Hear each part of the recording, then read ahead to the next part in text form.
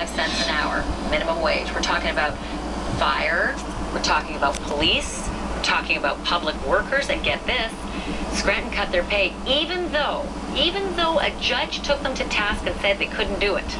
So I want to bring in Tom Jennings. Tom Jennings is the attorney that represents 3 of the unions in this case who were successful in getting that injunction from the judge to tell the city you can't do a pay cut across the board. Mr. Jennings, I'm glad that you were able to join me. As I understand it, you are fresh out of a meeting with the judge. How did things turn out when you took this issue to the judge today?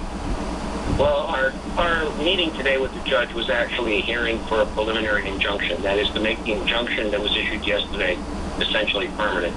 And we were very successful. The judge entered exactly the injunction that we requested. An hour later, the mayor violated it by issuing checks for $7.25. So on Monday, we'll be in court on pursuing contempt motions against the mayor and the city of Scranton.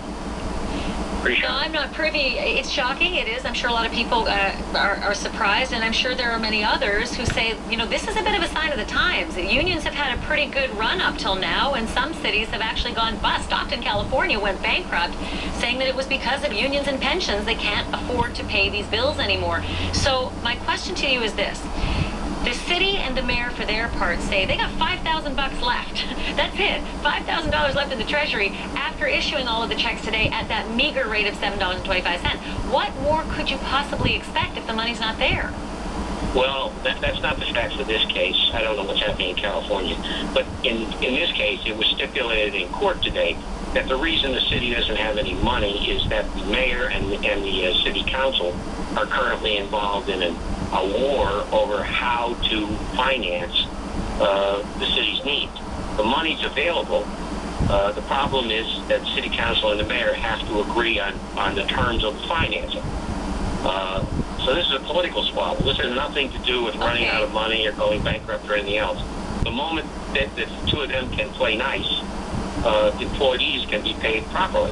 Well, as I understand that the political squabble stems from property taxes because they are proposing a whopping 78% increase in the property taxes of the people of Scranton in order to be able to pay these bills. And I mean, if I lived in Scranton, Pennsylvania, and someone wanted to come up to me and say 78% increase, or you don't get fire coverage, or you don't get police coverage, I would be pretty mad. I might actually support the city and say, you know what, we got to slash the costs, we got to slash the expenses, we just can't afford to live like this anymore.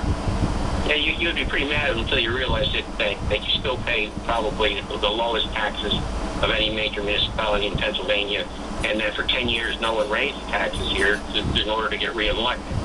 Well, let me ask you this. What's the action here? Are these unions, I'm not suggesting for a moment that you know what union action is, but you're the attorney representing these unions.